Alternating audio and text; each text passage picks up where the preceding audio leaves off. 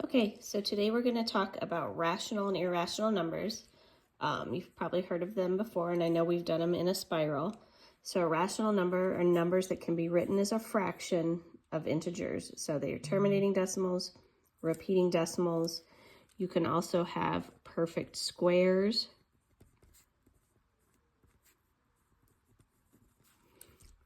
You could have integers. You could have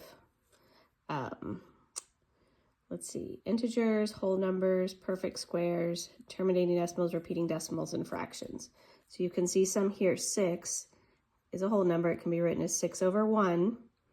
That's a fraction. So we know it's rational. -2 is an integer. It could be written as -2 over 1. So, or a decimal, -2.0. So we also know that that is rational. 1/2. -5 over 4, you could have mixed numbers.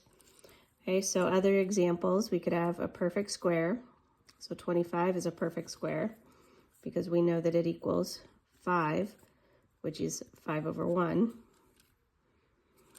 You could have -7 because it is also the same as -7 over 1. You could have a mixed number, 2.5. because it could be written as a fraction. 4 plus 1 is 5 over 4, so on. So other examples that are not, you could have a non-perfect square.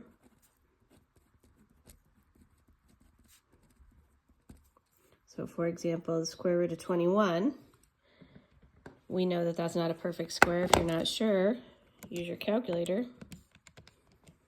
And you can see that it comes out to that decimal, which is non-terminating and non-repeating. So non-perfect square would be an example. A decimal that doesn't repeat and it goes on and on forever would be another example of irrational or not rational. So irrational are numbers that can be not written as a fraction. So pi is always irrational. Non-perfect squares are irrational. And non-repeating, non-terminating decimals. This one has a pattern, but it doesn't repeat, so it's irrational. So other examples, you could do a number times pi, because anything times pi or divided by pi would be irrational. You could do a non-perfect square, like we mentioned before, is irrational. You could do a number divided by pi, could be considered irrational. Non-examples would be whole numbers, fractions, integers, perfect squares. Questions on those? So it's basically just memorizing what the two definitions are. So looking at these, let's kind of go through. Remember, rational can be a fraction. Irrational, I call messy decimals. So 0.8 is a terminating decimal, so we know it's rational. 3/7 is a fraction. If you divided it, you would find it as a fraction. Square root of 64 equals 8. Oops, I wrote that wrong. 64, sorry. 0. Square root of 75 is irrational. So not a perfect square. Mixed number is a perfect square. Non-perfect square. Oh, I said perfect square, I meant fraction. Repeating is rational. -19 is an integer.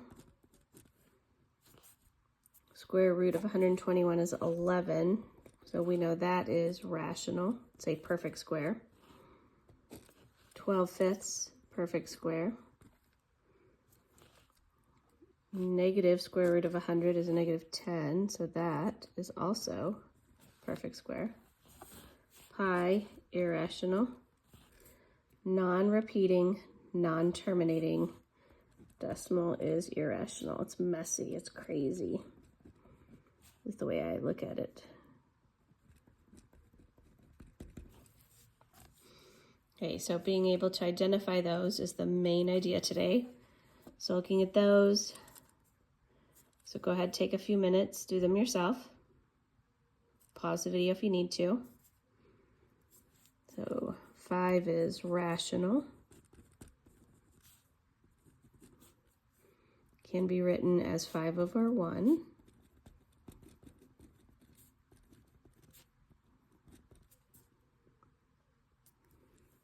5/7, rational,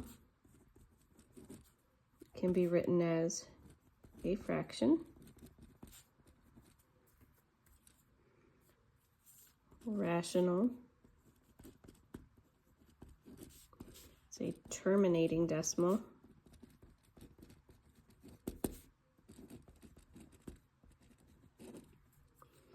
Square root of 5 is irrational.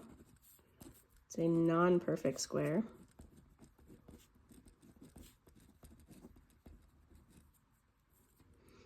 So any number added to a non-perfect square or an irrational number is going to stay irrational. Okay, any number added to an irrational stays irrational.